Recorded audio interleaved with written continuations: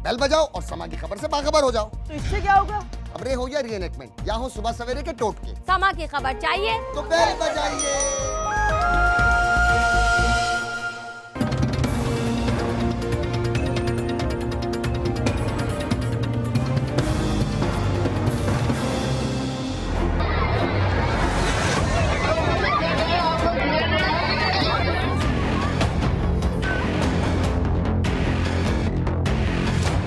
उधर लोग जमी हुए हैं, गोला साहब की बैठी हुई है। फ्रैक्चर हो गया।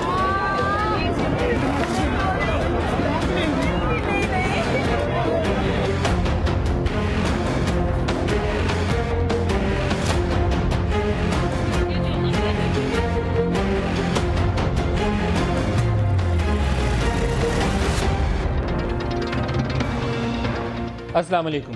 पाकिस्तान में बाज़ वाक़यात ऐसे हो जाते हैं कि सबकी आंखों के सामने कैमरे पर रिकॉर्डेड पूरी दुनिया को पता होता है कि क्या हुआ, लेकिन बाद में जब आप कानून और इंसाफ मांगने जाते हैं तो कुछ हो नहीं पाता। 12 मई का वाक़या उनमें से एक था। पूरी दुनिया को पता है क्या हुआ, लेकिन आज तक किसी एक ज़िम्मेदार को पकड़ नहीं सके। मॉडल टाउन लाहौर में कैमराज लाइव दिखाते रहे क्या होता रहा। 100 लोगों को गोली लगी, कुछ नहीं हुआ। सुप्रीम कोर्ट बड़ी बहादुरी दिखाई उन्होंने, जैन कांजू केस, कुछ नहीं हुआ। इसी तरीके से तैयबा केस अभी हाल ही में चीफ जस्टिस खुद कह रहे हैं कि हम जिम्मेदार बनेंगे, कुछ नहीं हुआ। इसी तरीके से एक और वाक़या है जो 28 अप्रैल को जुमे वाले दिन कोई रात 8:30-9 बजे के करीब पेश आया इस्लामाबाद में। इस्लामाबाद बहरिया इंक्लेव के अंदर ARY TV का एक प्रोग्राम था, ईद का प्रोग्राम रिकॉर्ड का हो रहा था। हादसे हो जाते हैं, कोई ऐसा इशू नहीं है कि टोटली अनएक्सपेक्टेड है, रूल आउट कर सकें कि ऐसा हादसा हो ही नहीं सकता। एक ऐसा ही हादसा हुआ बहरिया इंक्लेव के अंदर, लेकिन रिपोर्ट भी नहीं हुआ और उसके ऊपर बहुत सी सोशल मीडिया के ऊपर तस्वीर आई, वीडियो क्लिप्स आए। हमने ढूंढना शुरू किया तो पता ये चला कि उसके ऊपर FIR भी दर्ज नहीं है। इब्तदाई रिपोर्ट है जिसकी कॉपी हम स्क्रीन पे आपको दिखाएंगे भी, उससे ज़्यादा उसके ऊपर FIR भी नहीं है। जब हमने काफ़ी कोशिश की, कुछ फैमिलीज़ को तलाश करना शुरू किया, फैमिलीज़ ढूंढ भी लीं, कोई फैमिली अभी तक पुलिस में रिपोर्ट दर्ज कराने भी नहीं गई। सुना ये कि हमने 100 से ज़ायद लोग उसमें ज़ख्मी हो गए। जो लोग जिनसे हम अभी तक रब्ता कर पाए हैं उनसे पूछा तो इस बात की तस्दीक होती है कि वाकई ज़ख्मी होने वालों की तादाद 100 से ज़्यादा थी। माइनर इंजरीज़ वाले थे, उनको कुछ मरम पट्टी करके डिस्चार्ज भी कर दिया, लेकिन बहुत सारे लोग ऐसे हैं जिनके साथ जो इस वक्त ज़ख़म जुड़े हुए हैं उनको काफ़ी सीरियस इंजरीज़ हैं। कुछ तो ऐसे हैं शायद उनके लिए काफ़ी तशवीश का बायस पूरी ज़िंदगी रह सकते हैं। कुछ ऐसे बच्चे हैं जिनकी टांगों के ऊपर हम देखें तो प्लस्तर चढ़े हुए हैं, किसी की बैक इंजरीज़ हैं। और यहीं ढूंढते ढूंढते हमें एक फ़ैमिली मिली। पहले रिपोर्ट ये थी कि बहुत ज़्यादा लोगों की वहाँ डेथ हो गई। हमें एक फ़ैमिली मिली जिनकी वालदा की वफ़ात हो गई। वो ख़ुद सरकारी मुलाज़म है, काफ़ी उन्हें रिलक्टेंट थे आने से। पहले तो हमें ये लगा कि शायद वो फैमिली से भी हम बात नहीं कर पाएंगे, लेकिन बड़ी तगदो करनी पड़ी, बड़ी कोशिश करनी पड़ी। प्रेसिडेंट हाउस के साथ भी वो मुंसलिक हैं साहब, उनकी अहलिया थे जिनकी वफ़ात होगी।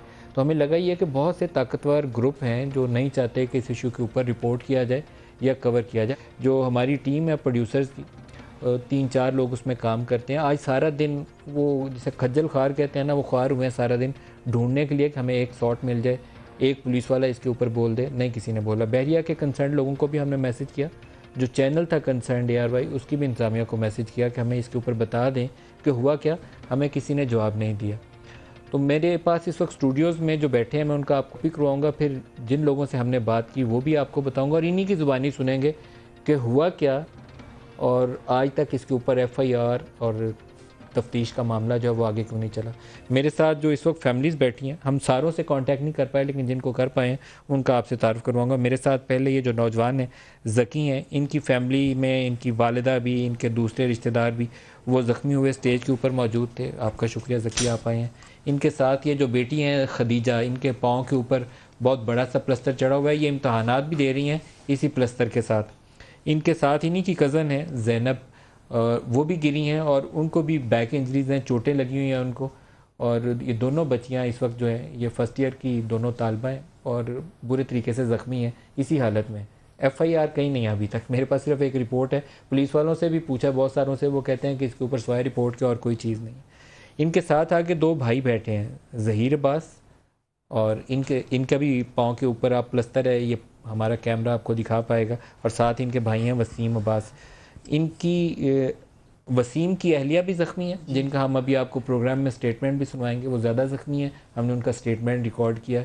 स्टूडियो में वो नहीं है इस वक्त, और इनकी वालिदा वो भी ज़ख्मी है। ऐसे ही है बात, वो उनका भी दिखाएंगे।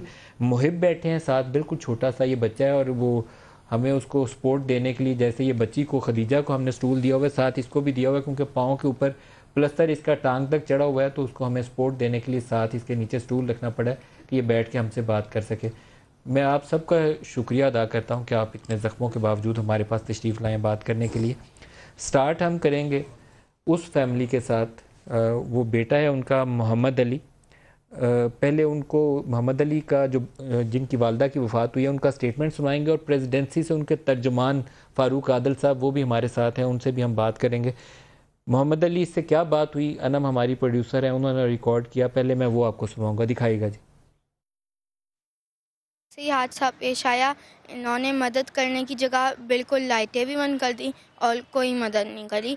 कि जब मेरे पापा एम्बुलेंस में चले गए मामा को लेके, तो मैं और मेरी बहन ड्राइव करके मेन एंट्रेंस तक आए। जैसे ही गिर रहे ना, मैं गया हूँ नीचे, मैंने पीछे देखा तो सारा स्टेडियम गिरा हुआ था, और मैं जब गया हूँ तो कोई हेल्प किसी ने नहीं। ये सेव मार्ट है, हम यहाँ से शॉपिंग करते थे, तो उन्होंने कहा आप ये कार्ड बना लें सहूलत वॉलेट, इससे शॉपिंग करें, तो इसमें ना हम आपको शो में जाने के चांसेस भी देंगे। तो इस तरह फिर हमने कहा चलें ठीक है, हमने कार्ड बनाया, थोड़े दिन शॉपिंग करी, तो उसके बाद इनका फ़ोन आया कि आपका ईदी सबके लिए शो है, उसके लिए आपके लिए 4 पासेस आए। पापा को चोटें आई हैं पर उनको इतनी नहीं आई, वो इतने बिजी हो गए थे मामा के चक्कर में कि उन्होंने अपना भी नहीं चेक करवाया, और बहन के पूरा पैर छिल गया है। वहाँ वाक़ई के वक्त तकरीबन 1-2 हज़ार लोग मौजूद। हम जब चल रहे थे ना स्टेडियम पे सीढ़ियों से ऊपर, तो वो जब ही हिल रहा था, वो बिल्कुल स्ट्रॉन्ग नहीं था। तो हम थोड़ी देर बैठे हैं, हमारा सीट नंबर सबसे सेकंड लास्ट पे था, तो हम वहाँ थोड़ी देर बैठे हैं। पापा ने कहा भी शो शुरू में होने में टाइम है, तो आप जाओ चिप्स वगैरह ले। मैं गया चिप्स वगैरह लेने, तो मैंने पीछे देखा ना, तो स्टेडियम बिल्कुल सारा हिल रहा था और वो एकदम सामने ही गिर गया। फिर मैं भागा हूँ, फिर मैंने देखा तो मेरी मामा नीचे गिरी थी, पापा उनको उठाने की कोशिश कर रहे थे पर वो उठ नहीं पा रही थी। वो क्या थी, मुझे ऐसा लग रहा है कि मेरी आधी बॉडी कट गई है, वो फील ही नहीं हो रही। और फिर पापा ने कहा आप उस तरफ जाओ, मैंने आपकी बहन को भेजा है आपको ढूंढने के लिए। तो फिर जब ढूंढा तो फिर इतने एम्बुलेंस आई, पापा ने रखा, तो मैं एम्बुलेंस के पास गया। मैंने कहा पापा अभी तक बहन नहीं मिली, तो पापा ने गाड़ी की चाबी और अपना फ़ोन दिया।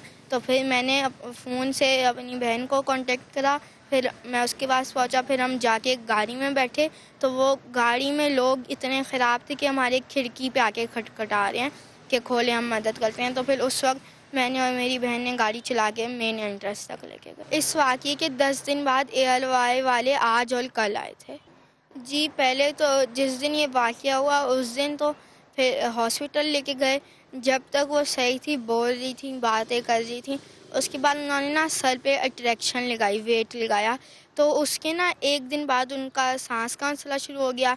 उन्हें वेंटिलेटर पे रखा, वेंटिलेटर पे 1 दिन रही, अगले दिन उनके 2 ऑपरेशन हुए, ऑपरेशन कामयाब हो गए थे, लेकिन उन्होंने जो डोज दी थी बेहोशी की, उससे अगले दिन तक नहीं उठी और उससे अगले दिन फिर डेथ हो गई थी। मैं जनाब सदर पाकिस्तान, जनाब वज़ीर आज़म ALY और बहरिया इनक्लेव के मलिक रियाज साहब से ये अपील करता हूँ कि या तो वो मुझे मेरी मामा वापस दें, या तो वो मेरे भाई बहन के फ्यूचर के बारे में कुछ बेहतर सोचें। हम अभी छोटे हैं, स्कूल में जाता हूँ, और मेरे भाई बहन के लिए कुछ बेहतर सोचें और उस पर अमल करें। इनकी वालिदा समीना बीबी, उनकी हम आपको पिक्चर भी दिखाएंगे जिनकी वफ़ात हुई है। इनके हस्बैंड जो हैं वो प्रेसिडेंसी के साथ मुंसलिक हैं एज कैमरामैन, अदनान साहब। तो प्रेसिडेंसी के स्पोक्स पर्सन भी इस वक्त हमारे साथ हैं, फ़ारूक आदिल साहब। फ़ारूक आदिल साहब बहुत सारे लोगों को, ये जो मेरे इर्द गिर्द है, ना कोई वहाँ रेस्क्यू करने के लिए था, ना बाद में इलाज मुआवजे के लिए कोई मदद देने के लिए हॉस्पिटल्स के अंदर इनको सहूलियात थी।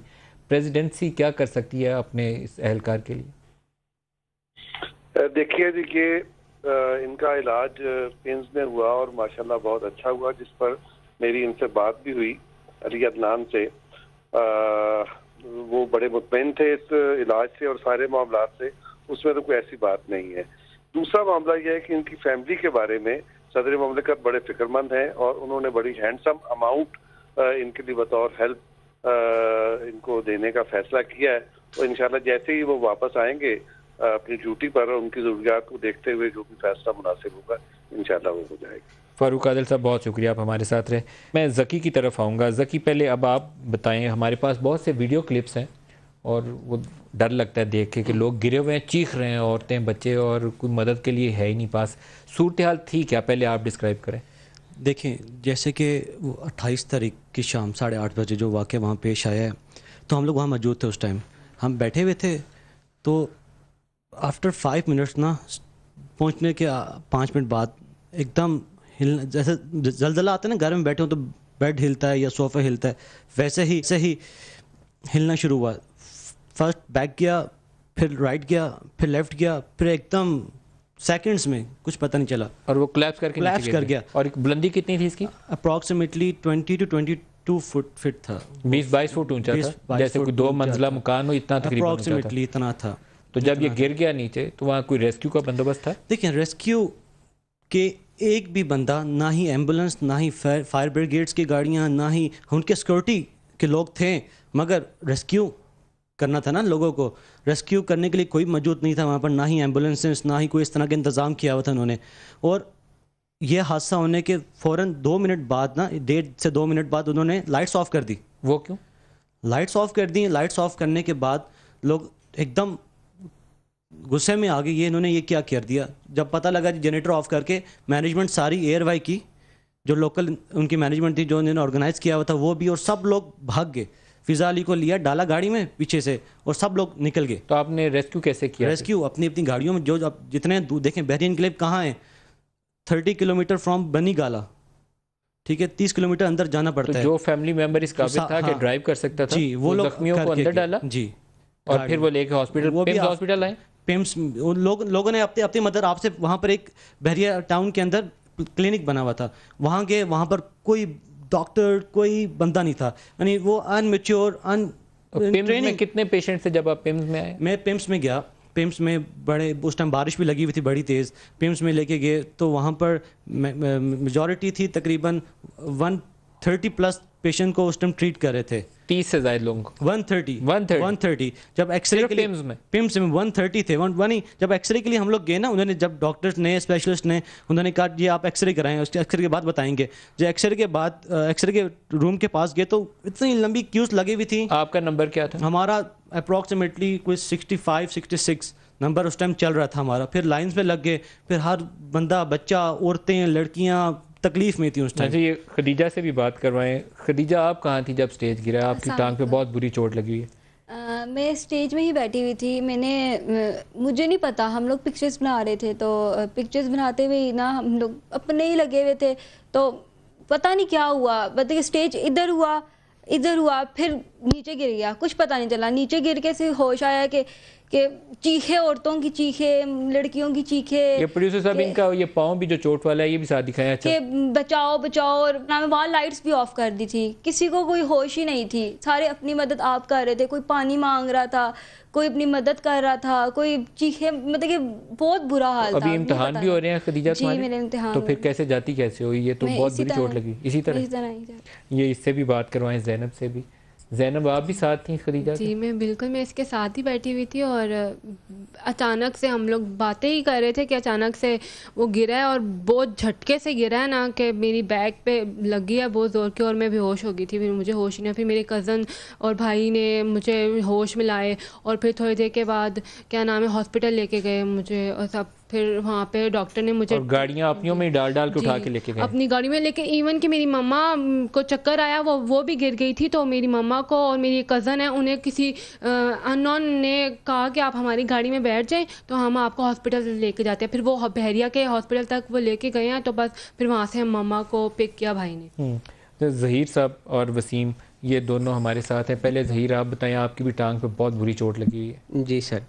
आप कहाँ थे उस वक्त जब ये हादसा हुआ? ये सर, सबसे पहले तो मैं ये कहना चाहूँगा कि अभी तक हम ये ही नहीं समझ सके कि वो कोई स्टेज नहीं गिरा, वो स्टेज अपनी जगह पे कायम था जहाँ पे होस्ट ने खड़ा होना था।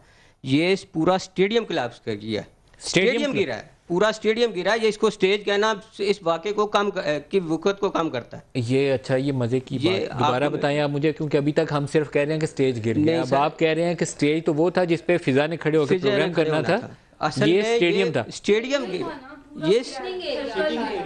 ये जो सिटिंग एरिया को स्टेडियम बना हुआ है वहाँ पे मैंने जगह नहीं देखी। नहीं सर, ये पक्की बनी हुई है। आरजी स्टेडियम बनाया हुआ था, लोहे के सिटिंग थी, आरजी स्टेप बनाए हुए थे। और बहरिया इंक्लेव के अंदर, बहरिया इंक्लेव के अंदर बिल्कुल। और इसमें ये था कि हम जब गए तो ये स्टेज नहीं गिरा है, स्टेज नहीं गिरा सर। ये सबसे पहला कंसेप्ट हमको ये क्लियर करना पड़ेगा कि ये स्टेज नहीं गिरा, ये स्टेडियम गिरा। आरजी स्टेडियम जो बनाया हुआ था, आरजी स्टेडियम पाइप के साथ बनाया हुआ था। किसने बनाया हुआ था? ये ऑर्गेनाइजर्स, जो एयरवाई के ऑर्गेनाइजर्स हैं, जो जिनको ठेका देते हैं ये लोग, उन्होंने बनाया हुआ था। बिल्कुल डेफिनेटली। और कौन है ये? इसकी किसी को वजाहत करनी चाहिए कि ये बहरिया का था। नहीं, ये एयरवाई की मैनेजमेंट का था। एयरवाई ने हायर किया होगा जो भी जिन्होंने ये काम किया है, उनकी टीम, उनका टीम। आपको इनविटेशन कार्ड किसने दिया था? जी, इनविटेशन कार्ड एयरवाई की तरफ से एक स्टॉल लगा हुआ था इधर बहरिया टाउन के अंदर ना, वहीं से आपको इनविटेशन कार्ड मिला? जी, वहाँ से। अच्छा, इनकी बात अधूरी रह गई। और सर वो जिस वक्त हम वहाँ पे पहुँचे हैं तकरीबन 8 बजे, तो सीटिंग फुल थी और ये कह रहे हैं कि 100, ये बहुत झूठ बोल रहे हैं। और हम बैठे हैं जिस वक्त लास्ट रो थी, बिल्कुल ऊपर लास्ट रो में हम बैठे हुए। इनका हो सकता है अंदाजा गलत हो, इन्होंने गलत नंबर बोल दिया। मैं आपको ये बता रहा हूँ कि लास्ट रो में हम बैठे, तकरीबन वो 22 फुट बनता है। हाँ। ये इस बात में ये ठीक है। और वो अपनी जगह पे नीचे बैठ गए टोटल। हाँ। मैं गिरा हूँ। में टोटल कितने लोग थे? थाउजेंड्स थे सर, काफ़ी। मेरे ख्याल में जहाँ वो उस स्टेडियम में 5000 से अबव लोग थे जो सारे ज़मीन पे आए हैं। 5000 से अबव लोग थे जो सारे ज़मीन पे आए। इनसे भी बात करें, और वसीम से भी। वसीम, आप भी साथ थे? ज़हीर? जी सर, मैं अपनी वाइफ के साथ बैठा हुआ था और मेरी वाइफ के साथ ये मेरा भाई बैठा हुआ था, इसके साथ इसकी वाइफ बैठी हुई थी और साथ इसके 2 छोटे बच्चे बैठे हुए थे। और आपकी वालिदा भी साथ थी? नहीं, मेरी वालिदा नहीं थी, वो उम्रे पे थी उस टाइम। वो उम्रे पे थी जी। ये सगीरा बीबी जो है? जी, ये मेरी वालिदा है। ये अच्छा, वैसे उन्होंने साथ, आपकी सईदा है ना, आपकी वाइफ है? जी, जो इंजर्ड है। अभी मैं उनकी स्टेटमेंट भी सुनाऊंगा। तो जो इर्द गिर्द जितने लोग थे वो सारे जख्मी हुए हैं आपके? जी, उस टाइम तो जो पोजीशन थी कि हर कोई अपनी मदद आपके तरीके से कर रहा था। तो मेरी वाइफ की तो पोजीशन ये थी कि वो गिरी है, तो उसका जो है वो बॉडी की जो मूवमेंट थी वो ख़त्म हो चुकी थी। तो वो चीख रही थी कि मुझे उठाओ और यहाँ से निकालो, क्योंकि वो कुर्सियाँ सारी टूट गई थी, उसमें वो फंस चुकी थी। तो मैंने ही उसे अपनी मदद से उठा के। तो क्या पोजीशन है? उनकी पोजीशन अभी ये है कि उनकी जो नीचे वाली बॉडी है उसकी मूवमेंट नहीं है। तो उनका ऑपरेशन हुआ है, उनकी बैकबोन की जो हड्डी है ना वो डैमेज हुई है। तो उसमें यह है कि डॉक्टर ने, सरकार से, हुकूमत से, या नहीं, किसी ने तो अभी तक हमारे साथ किसी ने कोई रब्ता ही नहीं किया। तो ये हमारे एहतशाम साहब हैं, हमारे जानने वाले हैं, तो उन्होंने हमसे ये रब्ता किया और वो हमें इस चैनल तक लेके आए हैं। उन्होंने हमारी हेल्प आउट किया। बाकी मीडिया चैनल में बहरिया टाउन का जो हेड ऑफिस है वहाँ पे भी गया हूँ, तो वहाँ पे भी मुझे कोई मैनेजमेंट का मेन बंदा मिले ही नहीं है। उन्होंने मुझे यही कहा कि सब छुट्टियों पे हैं। ये मुहिब से भी, ये जो नौजवान है इससे भी छोटा सा है, जो इससे भी मैं बात करता हूँ अभी। लेकिन ये मलिक रियाज साहब, आपके जितने ऑफिसेस हैं सारों में हमने आज मैसेज छोड़े हैं। आपका जो कंसर्न हमें बंदा पता चलता था कि ये स्टाफ ऑफिसर है, ये कोऑर्डिनेटर है, उसको भी हमने मैसेज दिया है। कम से कम हमें कॉल बैक ज़रूर करिए। ये जो कुछ तो मेरे पास बैठे हैं, हो सकता है 100-150 और भी ऐसे हो, मेरे पास पूरा नंबर नहीं है, लेकिन जो ये बता रहे हैं हाल, वो हाल सुन के डर लगता है। और वो जो वीडियो क्लिप्स हैं वो भी हैं, अगर मैं सारे प्ले करूँ तो उसमें शायद बहुत ही नामनासिब होगा कि मैं वो चीखती हुई ज़ख्मी हालत में औरतों को चीखो पुकार करते हुए दिखाऊं। 1 से ज़्यादा क्लिप्स ऐसे दस्तयाब हैं। मुहिब, आप कहाँ थे? मैं अपनी आपी के साथ था। वो फिर मैं अभी बैठने लगा था। ऊपर से हम लोग पहले ऊपर बैठे हैं, मैं नीचे आके अभी बैठा ही हूँ। वो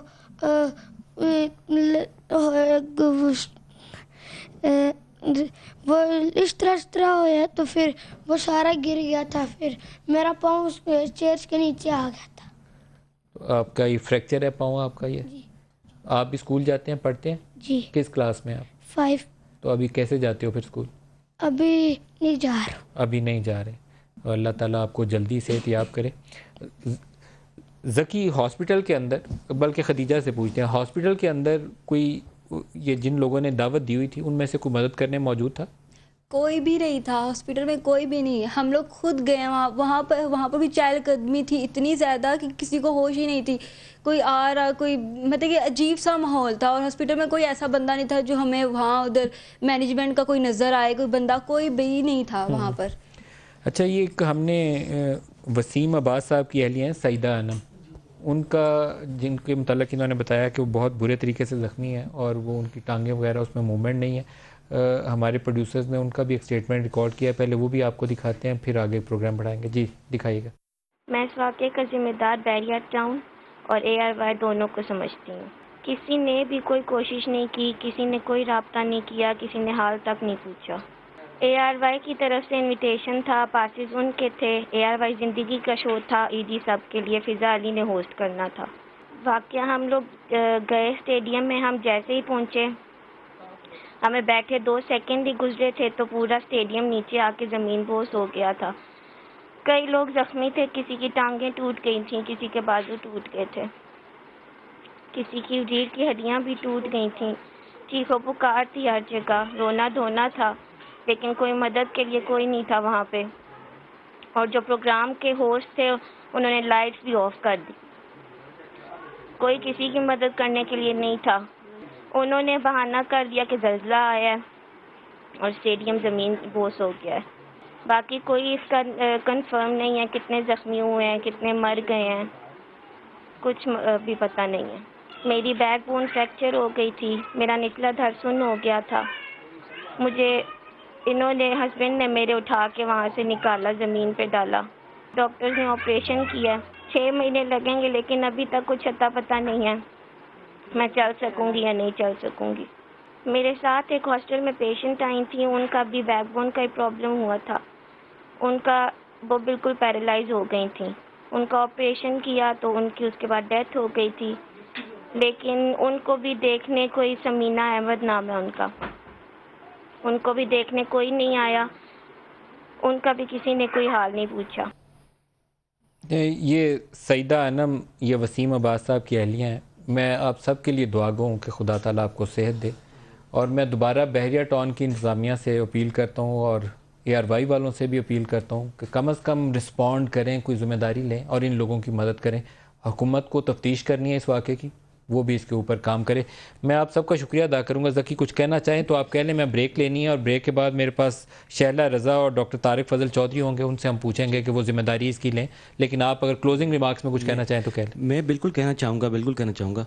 एक तो पिम्स में जो वाक़या जब हम लोग पहुँचे तो वहाँ के जो डॉक्टर्स हैं, स्पेशलिस्ट हैं, वो बहुत अच्छे हैं, बहुत कोऑपरेटिव है, मगर उनके पास भी वो भी बेबस है। उनके पास चीज़ें नहीं थी, पेशेंट्स आ रहे थे ट्रीटमेंट के लिए, इंजेक्शंस नहीं थे उनके पास, चीज़ें, वो एक दूसरे की शक्लें देख रहे हैं और ओके आपस में मैं सुन रहा था, आपस में बात भी कर रहे हैं, यार बैकअप भी तो नहीं पड़ा, वो सरमारी में जाकर देखो शायद उधर पड़े हुए हो, उनके पास नथिंग, कुछ भी नहीं था, वो दूसरे रूम में भिजवा रहे हैं, वहाँ जाएँ, वहाँ जाके चेकअप कराएं। और एक्सरे इमरजेंसी का वाक़या हुआ था, इमरजेंसी हुई थी कि और वहाँ पर एक्सरे मशीन एक लगी हुई है, 70 बंदा लाइन में लगा हुआ है और मशीन एक है, एक दूसरे का धक्के दे रहे हैं और हर बंदा, हर बच्चे वहाँ पर लाइन लगे हुए। आपका, खदीजा बेटी, ज़ैनब, आप दोनों का, ज़हीर अब्बास साहब और वसीम साहब आपका बहुत शुक्रिया, और मुहिब आपका भी बहुत शुक्रिया बेटा।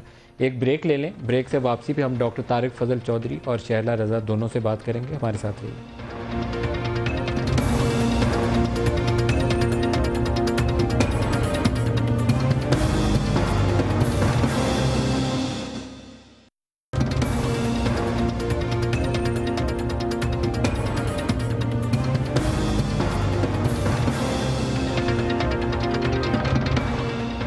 प्रोग्राम में दोबारा खुशामदीद कहते हैं। डॉक्टर तारिक फजल चौधरी पाकिस्तान मुस्लिम लीग नवाज से हमारे साथ हैं। डॉक्टर तारिक साहब, आपको वेलकम भी करूंगा। आपने सारी गुफ्तगू सुन ली होगी, जो कुछ वाक़या पेश आया और जो कुछ ज़ख्मियों की सूरत हाल है, आप रद्द-ए-अमल अपना दे दीजिए। बिस्मिल्लाहिर्रहमानिर्रहीम।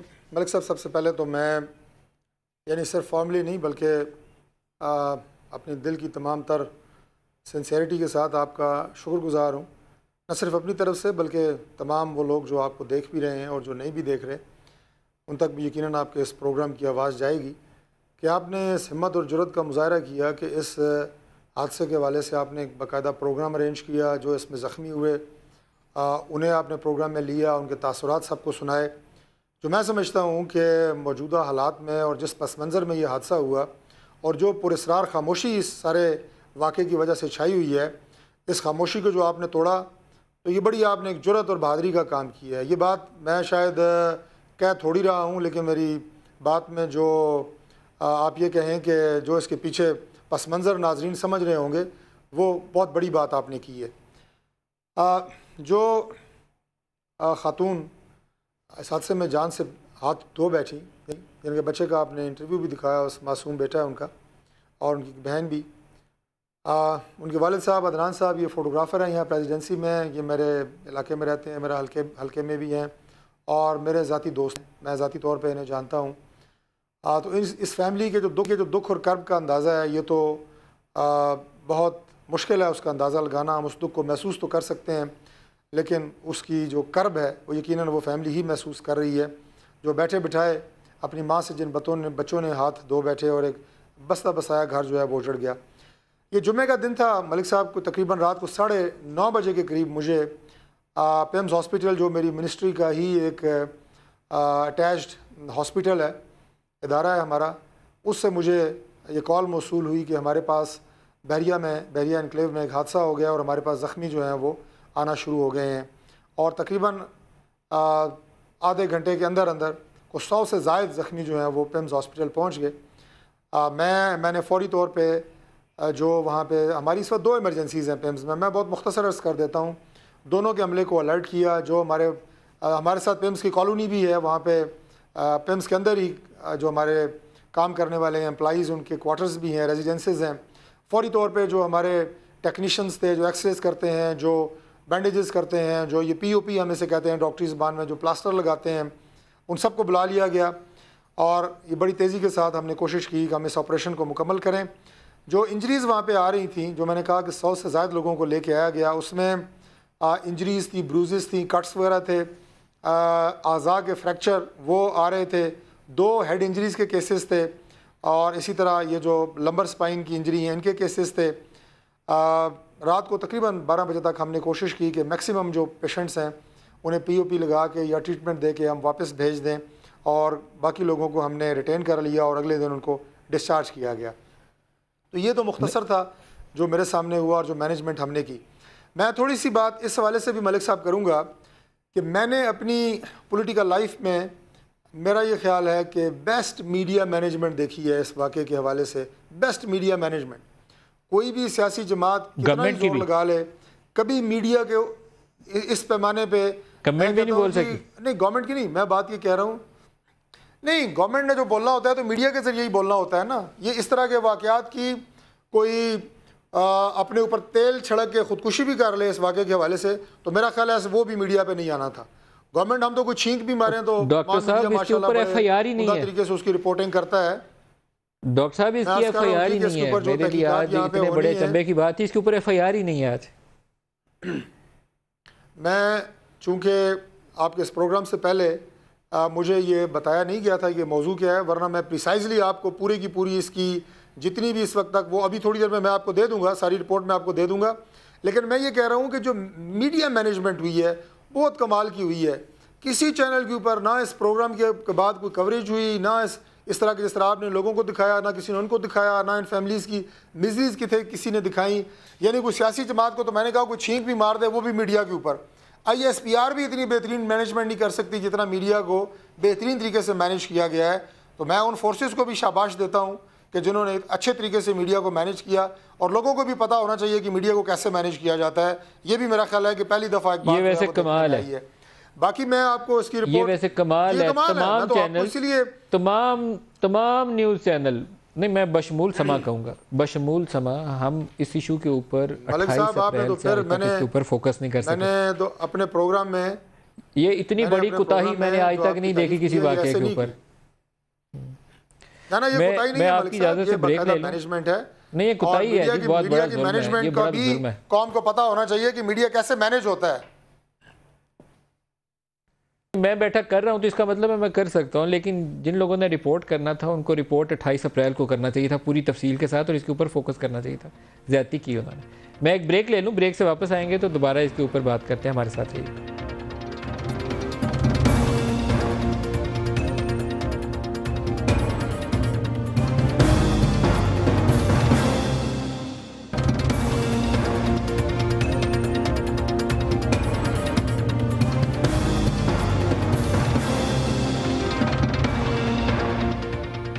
प्रोग्राम में दोबारा खुश आमदीद कहते हैं। डॉक्टर तारिक फजल चौधरी हमारे साथ हैं। डॉक्टर साहब, आपकी मौजूदगी से फ़ायदा उठाते हुए एक और भी सवाल आपके इलाके बनी गाला के मतलब की पूछ लूँ। इमरान खान सुप्रीम कोर्ट में गए थे कि इलीगल कंस्ट्रक्शन रोकी जाए और अनप्लान्ड जो डेवलपमेंट है उसके ऊपर नज़रसानी के लिए हुक्म जारी किया जाए। आज जो CDA ने रिपोर्ट सबमिट की, उन्होंने कहा कि 122 गैर कानूनी तामीरात हैं जिसमें ख़ुद इमरान खान का अपना घर भी शामिल है। इसके ऊपर ज़रा वजाहत फरमाइए। ये तो हमारे लिए एक बड़ी खबर है कि इमरान खान दरख्वास्त लेके गए थे, उनका अपना घर गैर कानूनी तामीर में शामिल है। मलिक साहब, इमरान खान साहब अक्सर जाल दूसरों के लिए तैयार करते हैं और ख़ुद उसमें फंस जाते हैं। मैं आपको बड़ा प्रिसाइज इसका बता दूंगा, चूँकि CDA भी मेरी मिनिस्ट्री का एक इदारा है, इसलिए मैं आपको बड़ी ज़िम्मेदारी के साथ जो बात करूँगा वो बिल्कुल फैक्ट्स के मुताबिक करूँगा, मुख्तसर करूँगा। पूरा इस्लामाबाद जो है, हमारा पूरा इस्लामाबाद, ये CDA ने 5 जोन्स में तकसीम किया हुआ है। जोन 1 हमारा इस्लामाबाद का सेक्टर एरिया है, जो हमारा sector F6, F7, F8, F9, 10, 11, ये सारा, इसी तरह G सीरीज़, ये सेक्टर एरिया जोन 1 है। जोन 2 हमारा ये तरनौल वाला इलाका है जो पेशावर को इस्लामाबाद की साइड है। यहाँ पे रेजिडेंशियल सोसाइटीज़ की इजाज़त है, प्राइवेट हाउसिंग सोसाइटीज़ यानी एक एक कनाल के घर और प्लॉट्स बना के या इससे कम वहाँ पे बेच सकते हैं। जोन 3 हमारा मारगला हिल्स है और इसके साथ ग्रीन बेल्ट है, फॉरेस्ट एरिया है जिसमें बनी गाला शामिल है। मैं दोबारा रिपीट करूँ कि जोन 3 सारा हमारा green belt, Margalla hills, forest area और बनी गाला इसमें शामिल है, जहाँ पे किसी तरह की कोई कंस्ट्रक्शन CD ऑर्डिनेंस के तहत नहीं हो सकती। जोन 4 जो है वो आगे फिर ये ग्रीन एरिया है जिसमें बाराकू के साथ साथ के सारे इलाके हैं, मलोट वगैरह का एरिया है। यहाँ एग्रो फार्मिंग की इजाज़त है, लेकिन यहाँ पे भी गवर्नमेंट की, पब्लिक की कोई जो रेजिडेंशियल इमरान खान के घर पे आ जाए। इमरान खान का घर कैसे तामीर हुआ? जी, इमरान खान साहब का घर कतई तौर पे गैर कानूनी तरीके से तामीर किया गया। किसी भी अथॉरिटी से कोई परमिशन इसकी नहीं ली गई, ना इसका कोई नक्शा मंजूर कराया गया, ना इसका पानी का कनेक्शन किसी से लिया गया। लिहाजा इस घर की जो लीगल स्टैंडिंग है वो सरासर एक गैर कानूनी तामीरात है, इसमें कोई लीगल पोजीशन इस घर की गिराने नहीं कब है। जाएंगे? गिराने कब जाएंगे? मैं अर्ज़ कर देता हूँ कि ये तो खैर ऐसी बात है कि इमरान खान साहब को अगर रात को ख्वाब भी आती है तो वो भी कहते हैं ये भी पाकिस्तान मुस्लिम लीग नून की कुछ शरारत है, या नवाज शरीफ ने मुझे ख्वाब में भी इलीगल है तो इलीगल है, फिर तो सेकंड ऑप्शन नहीं है ना, इलीगल तो इलीगल है। फिर गिराने कब जाएंगे इलीगल कंस्ट्रक्शन को? देखें, मैं ये फैसला कर लिया जाएगा कि इसकी किस्मत के बारे में क्या किया जाता है। मैं तो अब आपको प्रिसाइज जो इसकी पोजीशन है, स्टेटस है, वो बताया है। बाकी ये फैसला जो है ये करना बाकी है कि इसकी किस्मत का क्या आगे फ्यूचर में क्या किया जाएगा। लेकिन बहरहाल मैंने वर्ड बाय वर्ड आपको जो इसकी असल लीगल स्टेटस है। इमरान इस्माइल PTI से हमारे साथ हैं, उनसे रद्दअमल भी ले लें। इमरान खान गए थे सुप्रीम कोर्ट में, इमरान इस्माइल साहब, और ख़ुद उनका घर गैर कानूनी निकला है। ये तो इससे ज़्यादा मज़े की खबर और बड़ी खबर तो हो नहीं सकती। जनाब, वो क्या कहते हैं कि वो इनके इख्तियार में है सारी चीजें, इन्होंने सब CDA सब अपने पास रखे हुए। 2002 में खान साहब की ये जमीन खरीदी गई थी और उसके बाद ये इसकी सारी अप्रूवल्स, इसके सारे नक्शे पास कराए, CDA ने इसके बाकायदा अप्रूवल्स दी। मैं अभी आपको 10 मिनट के अंदर भेज सकता हूँ सारी चीजें। आप मुझे भेजिए, सारी चीजें व्हाट्सएप भेजिए, स्क्रीन पे डालेंगे। 10 साल में नहीं दे सकते। ये बड़े मौके पे इनको चीजें पता लगती हैं। जैसे कोई खान साहब मूवमेंट चलाते हैं, इनको उसी वक्त मौके पे पता लग जाता है कि वो जी ये हो गया जी, वो फॉरेन फंडिंग हमने नहीं चलाई, जी फलाना हो गया, उसके बाद फिर ये हो जाते हैं।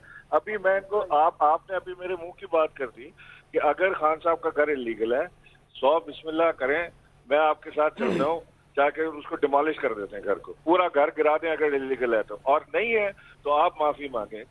किससे बात कर रहे हैं? राना सनाउल्लाह ने घर के सामने जो उनके घर के साथ जो जमीन है कब्जा किया हुआ है, पैमाइश करवा लें, सारी दुनिया जीत गई, जिस बंदे की जमीन है वो रो गया। इनको नहीं पता लगा आज तक, इनको ये नहीं पता लगा कि अंडर देयर नोज इनका मिनिस्टर बैठ के शहबाज शरीफ के नाम पे पैसे मांगता रहा, उसकी वीडियो मंजर आम पे आ गई, कोई एक्शन नहीं।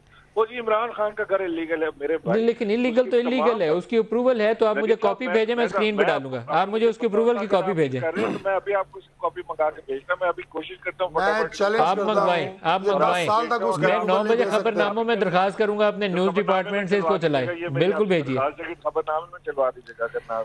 तारिक फजल चौधरी साहब, अब आप एक जिम्मेदारी तो आयद होती है कि अगर इलीगल है तो उसको गिराने जरूर जाएं, क्योंकि इलीगल की तो गुंजाइश नहीं है इस्लामाबाद के अंदर। देखिए, मैं आपको सिर्फ एक जुमला कह दूं कि इमरान साहब ने 10 मिनट मांगे हैं ना, आप इनको 10 दिन दे दें, आप दे दें, मैं आपको लिख के देता हूं कि ये 10 साल तक नहीं ला सकते, बस उसकी अप्रूवल है ही नहीं। सीडीए दे ही नहीं सकता, सीडी ऑर्डिनेंस में ही नहीं है, वहाँ पे परमिशन हो नहीं सकती। मैं तो इस इलाके का, आप ये कहें कि सन ऑफ द सॉइल हूँ, मेरी पैदाइश, एजुकेशन, तालीम, मैं मिनिस्टर हूँ सीडीए का, सीडीए दे ही नहीं सकती यहाँ पे। इमरान साहब, अच्छा तो आप क्या सो रहे थे इतना? एक्साइटेड मैं इसलिए हो रहा हूँ कि आप कराची में बैठ के भाषण दे रहे हैं, मैं इस्लामाबाद में बैठ के आपको बता रहा हूँ यहाँ पे रूल्स ही नहीं है। के ऊपर जिन्होंने वहाँ पे कब्जे किए, हमने वहाँ पे रोड वन लाइनर कह लें इमरान साहब, बस प्रोग्राम का वक्त खत्म हो गया, एक लाइन कह लीजिए। सर मैं आपसे सिंपल एक लाइन ये कह रहा हूँ कि इन्होंने सारे इदारों को तबाह करके, आपने जाल दूसरों के लिए डाले, खुद उसमें फंसे, और ये हमेशा होता है आपके साथ। अभी जो अप्रूवल्स वहाँ की मौजूद, आप इमरान इस्माइल साहब प्रोग्राम का एंड हो रहा है, आप मुझे इसकी अप्रूवल की कॉपी भेजेंगे, आप अप्रूवल की कॉपी भेजेंगे, हम न्यूज वालों को भेजेंगे कि वो अगर आपके पास अप्रूवल है। जो शामलात की जमीनों की अप्रूवल होती है उसकी 100% कॉपी मैं आपको सीडीए के भी भिजवा रहा हूँ। डॉक्टर तारिक फजल चौधरी साहब और इस्माइल साहब, आप दोनों का बहुत शुक्रिया, आप हमारे साथ रहे। आज के लिए इतना ही, इजाजत दीजिए, खुदा हाफिज।